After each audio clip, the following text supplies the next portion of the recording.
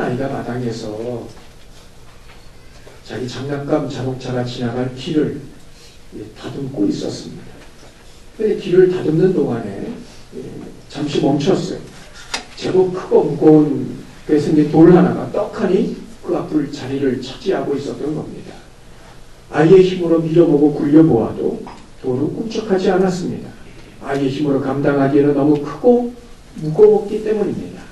마침 옆에는 그 모습을 지켜보고 있던 아버지가 있었고 아이는 아버지에게 도움을 요청했습니다. 그러자 아버지가 와서 돌을 굴렸고 아이도 이 모습을 보면서 함께 힘을 보탰습니다. 마침내 돌이 굴려졌지만 사실 아이의 힘은 별것이 아니었어요. 대부분은 아버지의 힘으로 그 돌을 옮겼다는 말입니다.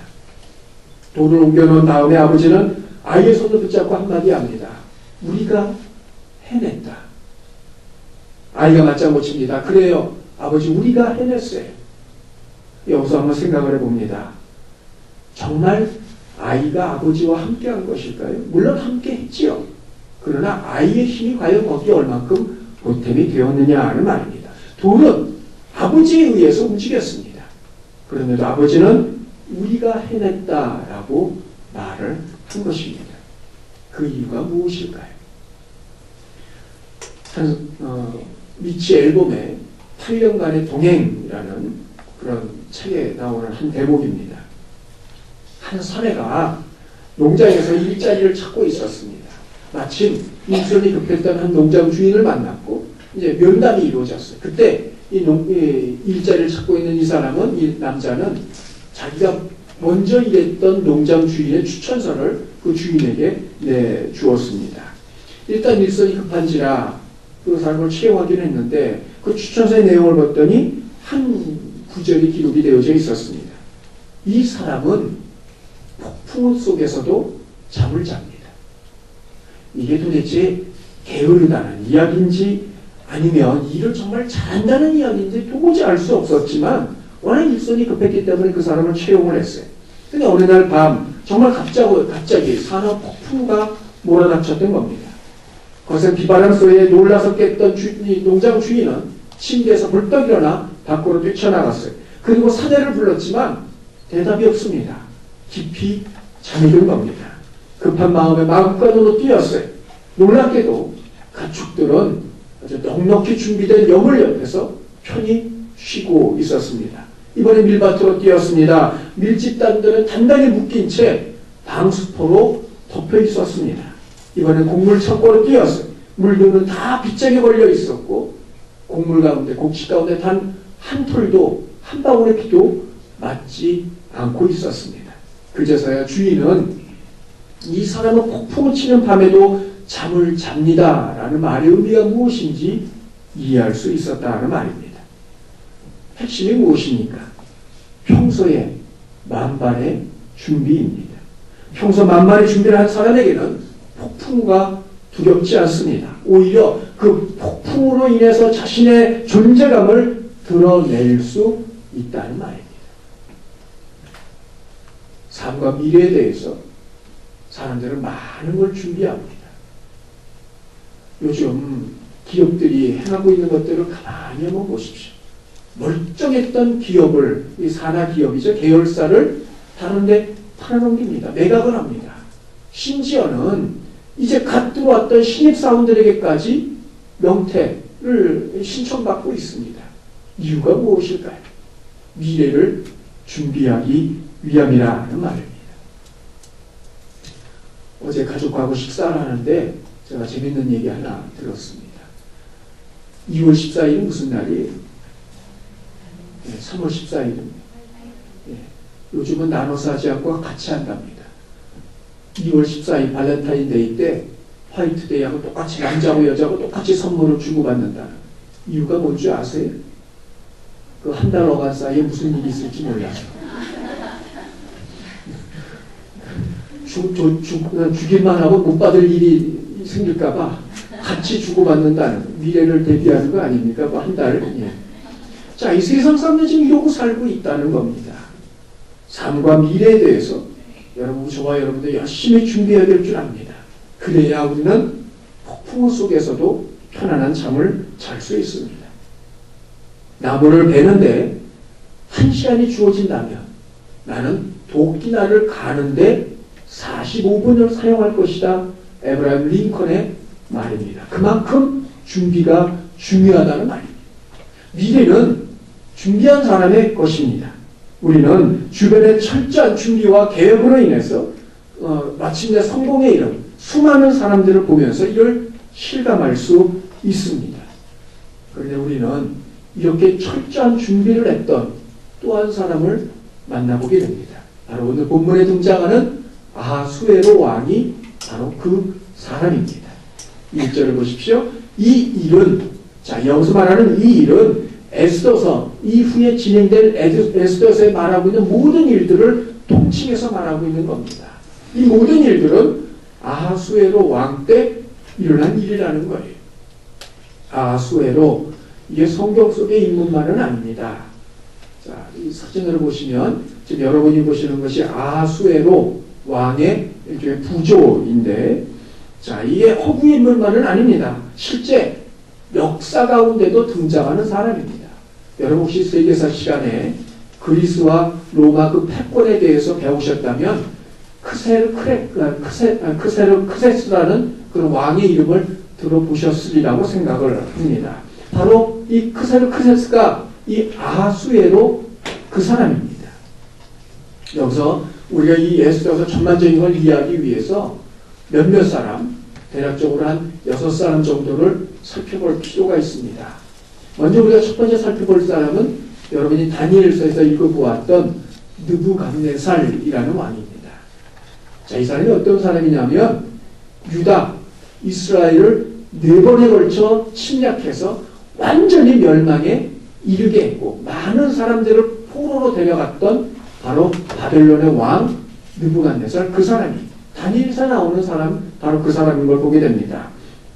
그 다음은 우리가 살필 사람이 벨사살이라는 사람인데 이 느부갓네살의 손자이기도 합니다. 외손자인데, 자, 이 바벨론의 마지막 왕이었습니다.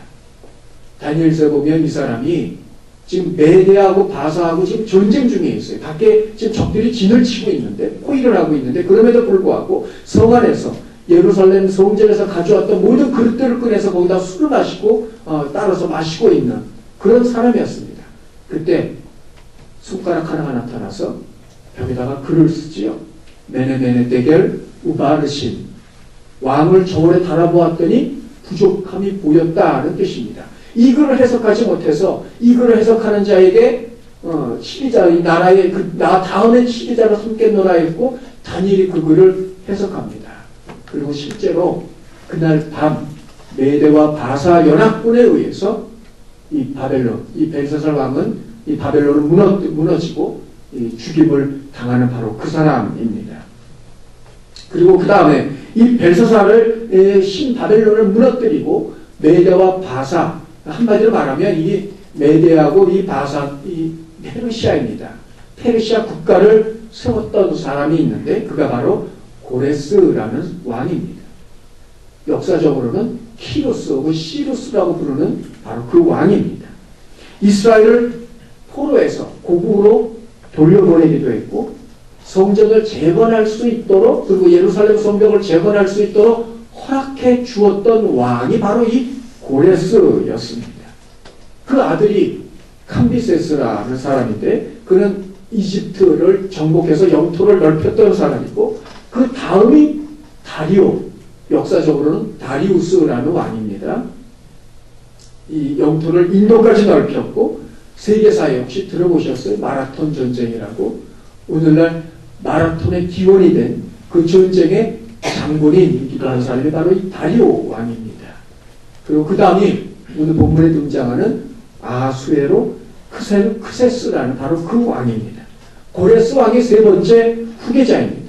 그러니 고레스를 생각해 볼 때 이사야서 43장 3절에 보면 하나님께서 너를 애굽을 너의 속량물로 구스와 수반을 너를 대신해서 주었노라고 하나님께서 고레스 왕에게 약속을 하셨어요. 무슨 말이냐면 이 고레스를 통해서 이스라엘이 포로에서 돌아오거든요. 70년의 포로 생활을 끝내고 그리고 성전이 다시 건축되기 시작을 합니다. 하나님께서 이것을 귀하게 보셨어요. 그래서 그를 통하여 애굽과 구스와 여기까지 너의 영토가 넓어질 것을 약속을 하고 계신다는 겁니다. 비록 이 일은 그의 때가 아니라 그의 아들 때에 가서 이루어지고 있는 그런, 그리고 때에 가서, 그리고 손자 때에 가서 이루어지고 있는 그런 일이긴 합니다만, 어쨌든 하나님은 그 약속을 분명히 지키셨고, 그 결과 그 다음 사진 한번 보여주시죠. 지금 여러분이 보시는 것처럼 이만한 영토를 차지하고 있었습니다. 그리고 이 영토를 그대로 물려받은 자가 이 아하수에로 크세스라는 왕이었다는 말입니다. 자, 근데 2절에 보면 그가 수산궁에서 왕이 되었노라 말하고 있어요. 수산, 페르시아에는 4개의 도성이 있습니다. 우리말로 하면 이게 서울이죠. 수도가 4개가 있는데 이 수산은 이 역사적으로 수사라고 불려지기도 하는데 겨울궁이었어요. 무슨 말이냐면 여름에는 이 수산이 섭씨 60도까지 올라갔다는 거예요. 너무 더워서 여름에는 거하지를 못하고 겨울에 와서 날씨가 따뜻하니까 머무는 곳, 바로 그것이 수산이었습니다. 근데 이 아하수에로가 여기서 왕이 되어지자마자 오르자마자 한 건 아니에요. 만 3절에 보면 만 3년 만에 여기서 잔치를 베풀고 있는 걸 보게 됩니다. 그 3년 동안 자신의 정통성을 유지하기 위해서 반란을 진압을 2번에 걸쳐 행하고 있습니다. 그 모든 반란이 제압이 되어지자 3년 만에 잔치를 베풀고 있다는 거지요. 근데 그 잔치를 보면 굉장히 많은 사람들을 초대했어요. 페르시아에 있는 모든 장수들, 그러니까 이 군대를 지휘하고 있는 지휘관들을 다 초청을 했고, 귀족들 뿐만 아니라 자기가 오늘 본문에 말하고 있는 127도를 다스리고 있는 그 사람들을 다 초청을 해서 함께 잔치를 열었던 겁니다. 근데 그 잔치가 얼마 동안이라고요? 4절에 보면 180일. 개월수로 따지면 몇 개월입니까? 6개월이에요, 6개월. 그래서 학자들 가운데는 이건 거짓말이라는 거죠. 왜냐하면 지방관들이 6개월 동안 자리를 비울 수 없다는 거예요.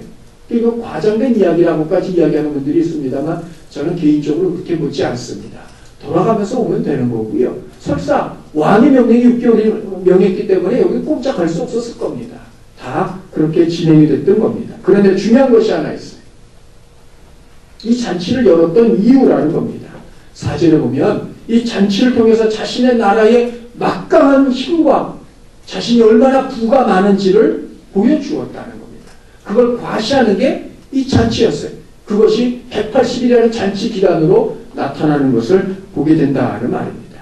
근데 한 번만이 아니에요, 이 잔치가.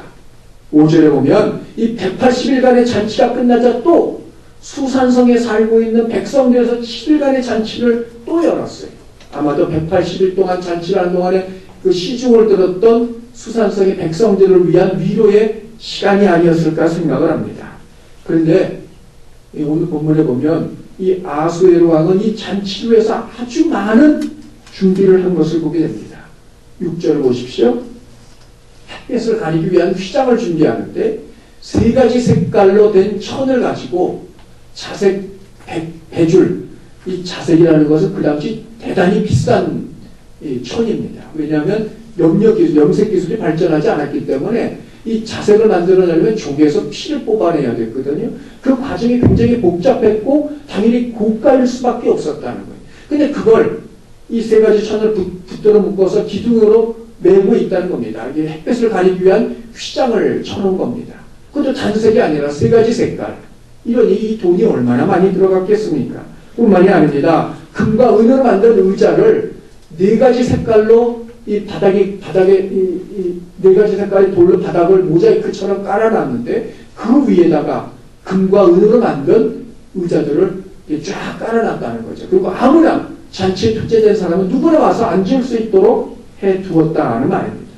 이뿐만이 아닙니다. 7절, 8절에 보면 술잔도 금잔으로 만들었어요. 보통 유리잔을 사용을 했는데 이 잔치만큼은 금잔을 내줬고 그 금잔도 똑같은 모양이 하나도 없을 만큼 다 제각기. 그러니 얼마나 많은 금잔이 거기에 투입이 됐겠습니까? 또한 뿐만 아니라 술도 자기가 원하는 대로 마시겠다는 겁니다. 무슨 말이냐면 이 페르시아에는 법이 있는데 술 마시는 법이 있어요. 왕이 참석을 하면 다 같이 앉지 않아요. 그럼 왕이 한 잔을 마시면 똑같이 한 잔을 마셔야 돼요. 뿐만 아니라 옆에서 지켜보고 있다가 술잔에다 술을 따라주는데 따라주는 족족 그걸 한 번에 다 마셔야 됐습니다. 그러니까 폭음을 하는 거죠. 근데 그렇게 하지 않았다는 겁니다. 자기가 원하는 대로 마시게 내버려 두었다는 거예요. 자유를 주었음을 말하고 있는 겁니다. 중요한 문제는 이 술이 한도 끝도 없이 들어왔다는 거예요. 술만 들어왔겠어요? 먹는 건 얼마나 또한 따라 들어왔겠습니까? 다시 말하면 아수에로 왕은 이 잔치를 위해서 철저히 준비했다는 겁니다. 자, 우리가 여기서 생각할 것이 하나 있습니다. 아수에로 왕은 왜 이 잔치를 준비했겠느냐 하는 거죠. 단지 정적을 제기하고 자기의 왕위를 굳건히 했기 때문에 혹은 단지 자기 나라의 힘과 부를 과시하기 위해서 이 잔치를 열었느냐 하는 겁니다. 고대 그리스의 역사가 있고 서양 문화에서 역사학의 아버지라고 불러지는 혹시 여러분들 기억하실는지 모르겠습니다.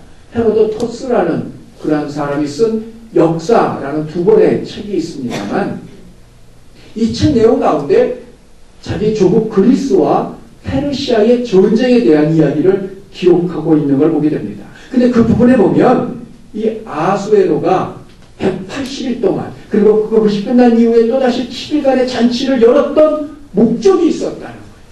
단지 자기의 부와 힘을 과시하기 위함이 아니고 그걸 내보여서 백성들로 하여금 자신에 대한 충성심을 이끌어내고 그를 통해서 그리스와의 전쟁을 시작하려 했다는 겁니다.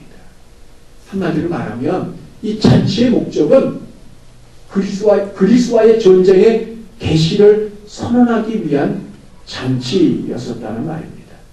고대 사회에서는 왕이 자신의 위대함을 과시하면서 동시에 충성심을 유도하기 위한 목적으로 잔치를 베풀곤 하였는데 페르시아 왕들은 때로는 15,000명을 접대하기도 하였고 아수리의 어떤 왕은 자신의 왕국이 완공된 것을 기념해서 한 번에 7만 명을 초대해서 잔치를 열었다는 기록도 있습니다. 아수에로 역시 마찬가지였어요. 그들이 많은 귀족과 지방관들을 불러 모으고 군대의 장관들을 불러 모았던 것은 하나였습니다. 그리고 그들을 모아서 180일의 잔치를 열었던 것, 그리고 그 잔치가 끝나다 또다시 7일간의 잔치를 열었던 것, 그리고 그러므로 말미암아 자신에 대한 지지가 절정에 달했을 때 이때를 놓치지 않고 그리스와의 전쟁을 개시하려고 했던 그 의도를 가지고 이 잔치를 준비했다는 말입니다. 그리고 실제 3년 후에 그리스와의 전쟁이 시작이 됩니다. 아하수에로가 이토록 그리스와의 전쟁을 하려는 이유는 정확하진 않습니다만 그의 아버지 다리오 왕이 그리스와의 전투에서 패전했기 때문으로 보여집니다. 마라톤 전쟁에서 패전했던 것을 설력하기 위하여 그는 이 전쟁을 준비하고 진행을 시키려 하고 있습니다. 실제로 그가 그리스와의 전투에서 다시 패하죠. 역사적으로 이 전투를 살라미스 전쟁이라고 패전이라고 이야기를 하는데 여기서 이 아하수에로 크세스가 패해서 퇴각을 합니다. 그때 그가 머물던 이 텐트 장막이죠. 그 안에 들어가 보았더니 금으로 만들어 놓은 의자가 있더라는 겁니다. 그가 앉고 있던 의자였죠. 그 모습을 바라보면 그리스 사람들이 의아했다는 거예요. 아니 이토록 부유한 왕이 도대체 무슨 이유로 가난한 우리나라를 침범하려고 했겠느냐는 거죠. 이유는 하나, 아마도 짐작컨대 아버지의 패전을 설력하기 위한 바로 그 전쟁이었으리라고 생각을 합니다. 어찌되었든 아하수아의 잔치의 목적은 하나였어요. 그리스와의 전쟁을 위해서입니다. 이를 위해서 180일간의 잔치를 계획을 하고 준비를 했습니다. 그리고 단지 준비에 끝난 것이 아니라 그것이 실행에 옮겨졌다는 말입니다. 얼마나 많은 준비와 얼마나 많은 사람들 그리고 막대한 재정이 투입이 됐겠습니까? 자, 이뿐만 아니라 이 잔치가 끝나다 또다시 7일간의 잔치를 시작을 합니다. 그리스와의 전쟁을 위함이었습니다. 그리고는 이 마지막 계시를 위해서 그는 정말 대미를 장식할 마지막 히든 카드를 하나 준비하고 있었습니다. 10절 보시기 바랍니다. 10절에 보면 왕이 주흥이 일어나서 이게 술이 취했단 말입니다. 기분이 좋아졌다는 이야기죠. 자신의 와스티를 잔치 자리에 불러낸 것입니다. 자, 이걸 위해서 내시를 모두 한 명도 아니라 7명이나 보내. 이 명령이 얼마나 준엄한 것인지를 보여주었다 하는 말입니다. 근데 이렇게 한 이유는 10절에 보면 주흥이라고 말하고 있습니다만 단지 술김 때문만은 아닌 것으로 보입니다. 왜냐하면 이 헤로도투스라는 이 사람의 이 역사책에 의하면 페르시아 사람들은 국사를 논할 때 술을 마셔가면서 했다는, 맨정신을 하지 않았다는 겁니다. 왜냐하면 술이 취할 때 조금 더 영적인 세계에 가까이 갈 수 있었다고 페르시아 사람들은 믿었다는 겁니다. 그래 당연히 이 중요한 결정을 하기 위해서 술을 마셨을 것이고 그 술 마신 김에 왕후를 불러내고 있는 모습을 보게 됩니다. 아하수에로가 왕후를 데려오라고 한 것은 단지 술김 때문만은 아니었습니다. 왕후라 할지라도 페르시아 자체가 왕 한 사람을 위해서 존재하는 그런 전제 국가인데 당연히 왕후도 왕의 소유물이었고 그리스도와의 전쟁의 출정을 격려하기 위한 그리고 그런 분위기를 마지막으로 공조시키기 위한 도구가 바로 왕후였다는 거지. 그런데 그 왕후가 문제가 생겼습니다. 뜻하지 않게 문제가 발생을 하고 있는데 12절 보시기 바랍니다. 왕후 와스디는 내시가 전하는 왕명을 따르기 싫어하니 그랬어요. 고질했다는 겁니다. 고부했다는 거예요. 왕명을 고부한 거예요. 그것도 시제가 미완료예요. 무슨 말입니까? 한 번 거절하고 끝낸 게 아니고 몇 차례 얘기를 했지만 이 왕후는 끝끝내 거부를 했다는 이야기입니다. 당시로서는 있을 수 없는 일이 벌어진 겁니다. 나중에 보십시오. 에스더가 이 아하수에로 왕 앞에 나갈 때 자기 목숨을 걸고 나가요. 이유가 하나입니다. 왕이 부르지 않은 가운데 나가면 왕을 할 때도 모가지가 날아가는 그런 법이 있는 것이 페르시아였어요. 왕후 한 사람 역시 이 왕에 대한 소유물의 개념에 불과했는데 그런 왕후가 이 지엄한 왕의 명령을 거부했다는 겁니다. 이에 대한 여러 가지 해석이 있습니다. 그 당시 이 궁중의 여인들은 일반인에게 얼굴을 보이지 못하도록 법으로 금지했고 또 일반 사람들은 이 궁중의 여인들의 얼굴을 보는 것이 법으로 금지가 되어져 있던 그런 때였어요. 그냥 불러내고 있으니 이 왕의 법도를 깬 거죠. 이 왕후가 듣지 않았다 하는 해석도 있고요. 또한 탈굼이라고 하는 이게 아람어로 된 이 성경의 번역본에 의하면 이 왕이 왕후를 불러낼 때 오늘 본문에도 말하고 있습니다만 관을 정지하고만 말하고 있죠. 의복을 정지하고는 말이 없어요. 그래서 다시 말하면 왕관만 이 왕후의 관만 쓰고 옷은 다 벗고 나오라고 그랬다는 거예요. 그리고 실제로 다른 왕들은 그렇게 행하고 있어요. 너무 수치심을 느껴서 와스디가 듣지 않았다는 말도 있습니다. 자는 중요한 것은 성경이 그런 데에 관심을 기울이고 있지 않습니다. 성경이 초점을 맞추고 있는 것은 왕후의 거부였다는 겁니다. 자, 여기 이제 중요한 것이 있습니다. 와스디 왕명의 거부는 단지 하나의 해프닝으로 끝나는 것이 아니라는 겁니다. 보십시오. 아하수에로는 그리스도와의 전쟁을 절치부심하면서 자신이 할 수 있는 모든 준비를 해서 이 잔치를 열었습니다. 그리고 이 잔치를 통하여 마지막 그리스도와의 전쟁의 결정을 위한 그 계시를 위한 마지막 정말 휘날레를 장식하기 위해서 왕후를 초대하고 있는데 그걸 거절했으니 세상의 왕명에 대해서 자신의 위험은 말할 것도 없고 이 전쟁에 대한 모든 자신의 준비에 천문을 끼얹는 그러한 행동이 되어버리고 말았다는 말입니다. 이 일로 이 아하수에로의 계획과 준비는 전혀 엉뚱한 방향으로 전개가 되어집니다. 무엇입니까? 이후에 우리가 살핀 것처럼 와스디의 폐위 그리고 에스더의 등장을 가져오고 있다는 겁니다. 여러분 만일 와스디가 왕명을 따랐더라면 에스더가 등장할 수 있었을까요? 전혀 그럴 가능성이 없었을 겁니다. 만일 에스더가 등장하지 않았다면 어떤 일이 벌어졌을까요? 이후에 하만에 의해서 진행되었던 유다인들 멸절 작전이 그대로 시행이 됐을 겁니다. 그럼 그 일은 그것은 끝나는 것이 아닙니다. 만일 하만에 의해서 유대인들이 전부 다 말살이 되었더라면 인류의 구세주 모실 예수님은 절대로 세상 가운데 태어나지 못하셨을 겁니다.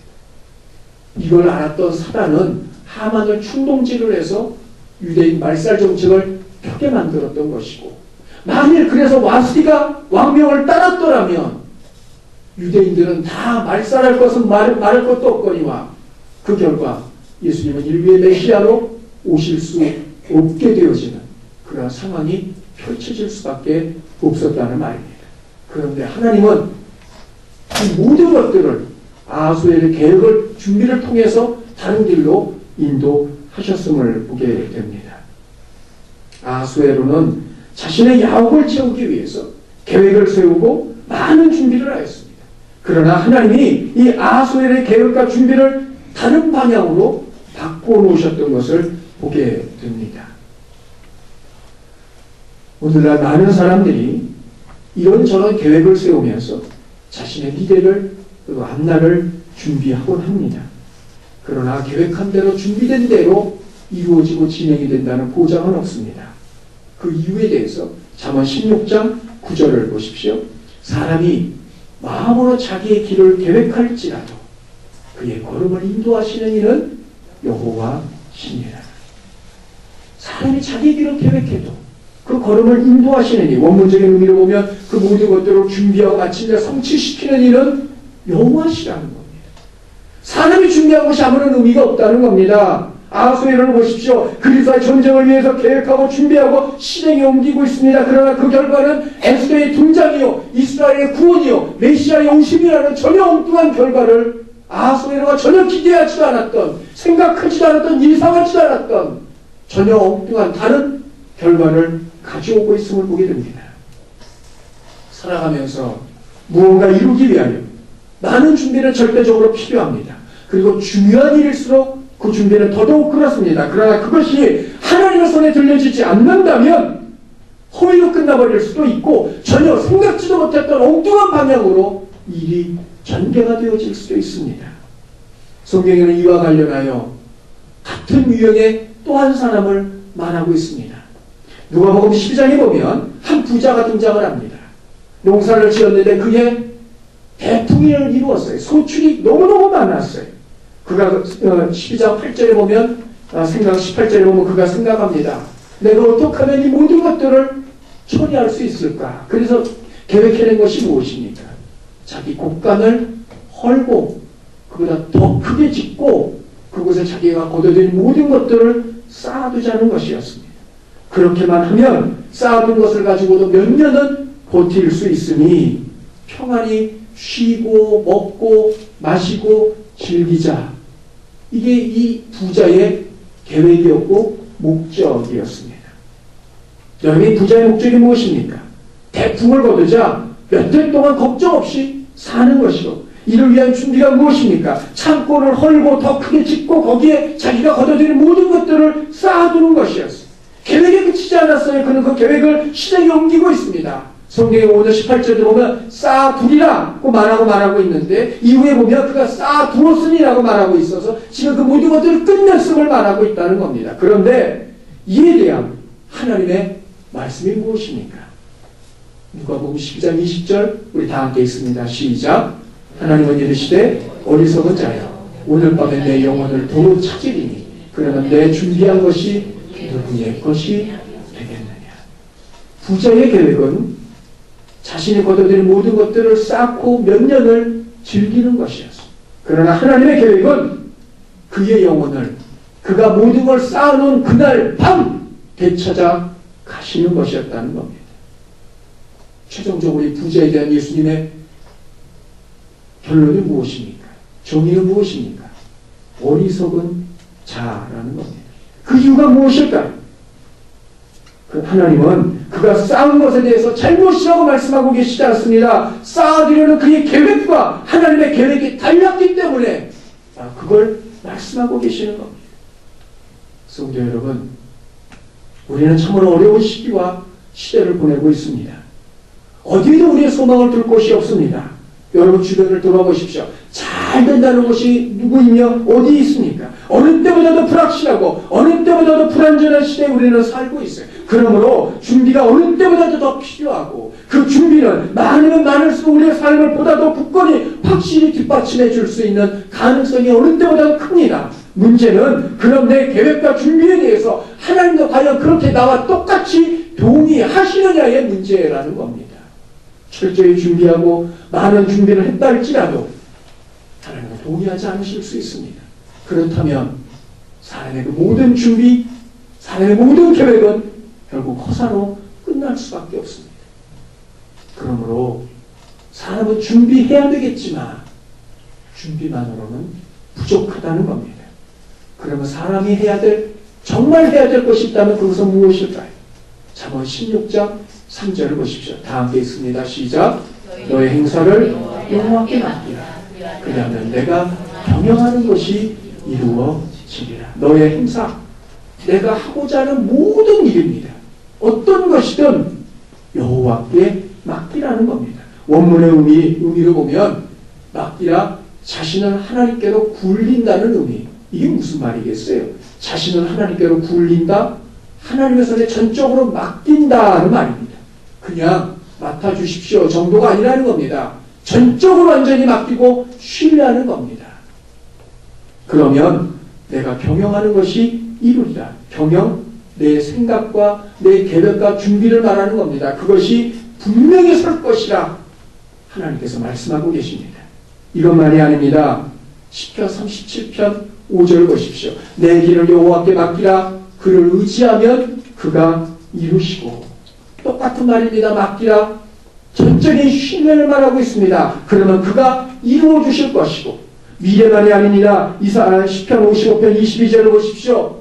내 짐을 여호와께 맡기라. 여기서 말하고 있는 짐, 자기가 인생을 사는 동안에 지고 가야 될 몫이고 자기가 살아야 될 운명까지를 포함하고 있는 이야기입니다. 그것까지 하나님께 맡기라. 그가 너를 붙드시고 의인의 요동함을 허락지 아니하실 것이라. 사랑하는 성도 여러분, 인생을 살면서 어느 때보다도 철저한 준비가 필요합니다. 그러나 그 준비만으로는 모든 걸 이룰 수 없습니다. 그 준비가 하나님의 손에 들려져야만 합니다. 아소엘의 준비는 에스더의 등장을 가져왔고 이스라엘의 구원을 가져오고 있습니다. 자신의 의지와는 전혀 상관없이 하나님에 의해서 쓰임 받았던 것입니다. 그러나 우리는 우리의 의지로 하나님의 역사에 함께 동참해야만 합니다. 세상의 모든 일의 계획과 성취 모두 다 하나님의 손에 있습니다. 모두 다 하나님이 하시는 일입니다. 그러나 하나님은 우리 모든 당신의 동역자들을 위해서, 당신의 사랑하는 백성과 성도들을 통하여 그 모든 일들을 이루기를 원하고 계십니다. 그리고 그 일들을 기뻐하고 계십니다. 하나님이 다 하실 수 있음에도 불구하고 우리를 동참시키시는 이유 단 한 가지입니다. 우리에게 상 주시기 위함입니다. 굳이 우리를 하나님의 동참시키는 이유가 무엇입니까? 하나님이 하실 수 있음에도 불구하고 말입니다. 그 일을 통하여 우리에게 상 주시기 위하여 우리를 부르시고 하나님의 동역자로 세워주고 계시는 겁니다. 성도 여러분, 미래를 준비하십시오.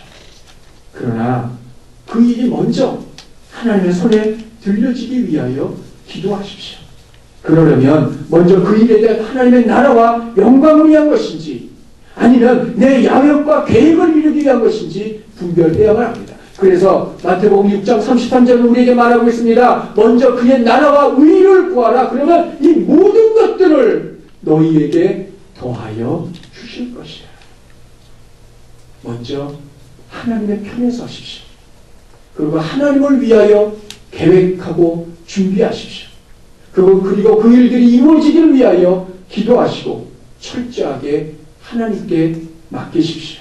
하나님은 우리의 계획과 준비를 통하여 하나님의 원하심, 하나님의 기뻐하심을 이루어 가실 것입니다. 이것이 하나님의 일에 동참하는 것이고 하나님의 사역자요 하나님의 동역자로 살아가는 모습이며 방법입니다. 성도 여러분, 기왕 어차피 우리가 준비해야 될 것 아니겠습니까? 그리고 기왕 준비한 것이라면 하나님의 손에 붙들려 정말 성공에 이르러야 하지 않겠습니까?